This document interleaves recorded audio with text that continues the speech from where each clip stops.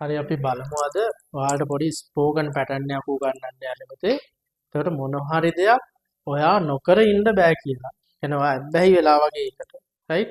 අපි කොහොමද ඉංග්‍රීසි වලින් කියන්නේ?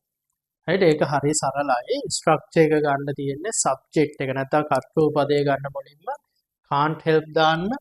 ඊපස්සේ ක්‍රියාපදයට ing දාන්න. හරි ක්‍රියාපදයට ing අනිවාර්යෙන් දාන්න ඕනේ. ඒ කියන්නේ eat නම් eating, drink නම් drinking. හරි? play නම් playing මේ විදිහට ing දාන්න ඕනේ. නැත්නම් තේරුම වෙනස් වෙනවා. හරි? එතකොට දැන් මේකෙන් අදහස් වෙන්නේ නොකර ඉන්න බෑ. හරි? දැන් මට ඇයට ආදරේ නොකර ඉන්න බෑ. හරි? මට පුලත් විතර හපන්න නැතුව ඉන්න බෑ. මට අරක්කු බොන්න නැතුව ඉන්න බෑ. ඔය වගේ ඕන තරම් අදහස් කියන්න පුළුවන් වෙන්න ඇති සිංහලෙන්. නමුත් ඉංග්‍රීසි වලින් කොහොමද කියන්නේ?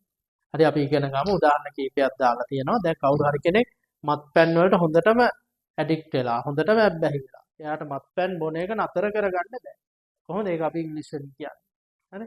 මට මත්පැන් බොන එක නතර කරගන්න බෑ. මට නම් අයි. ඊට can't help. බොනවට කියන්නේ අපි දන්නවා drink. drink කියලා හරියන්නේ නැහැ. drinking වෙන්න ඕන ing දාලා. ඒතර I can't help drinking.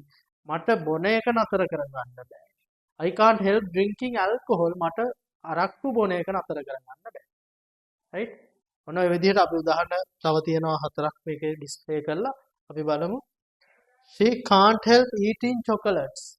ඇයට චොකලට් කන එක නතර කරගන්න බෑ. right? ඔයාලට මේ විදිහට ඕන තරම් වාක්‍ය හදන්න බෑ. මේ කීපයක් දාලා තියෙන්නේ.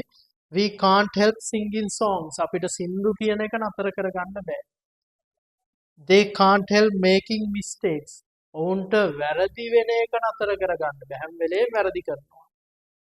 I can't help addressing the meeting. මට රැස්වීම වල කතා කරන එක නතර කරගන්න බෑ.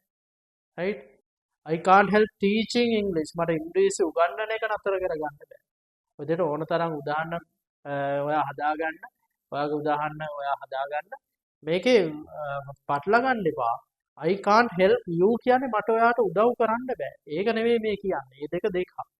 I can't help you, she can't help me. අයට බෑ මට උදව් කරන්න. ඒක can't help කියන්නේ උදව් කරන්න බෑ තමයි. නමුත් මෙතන ක්‍රියාපදයේ ing අවස්ථාවත් එක්ක භාවිතා වෙන්නේ. එතකොට අදහස් වෙන්නේ යම් කිසි දෙයක් කරන එක නතර කරන්න බෑ කියන එක. right. ලංකාවේ හොඳම වැඩපිළිවෙල සහිත ස්මාර්ට් පරපුරේ next level ඉංග්‍රීසි පන්තිය තිලින මල්වාන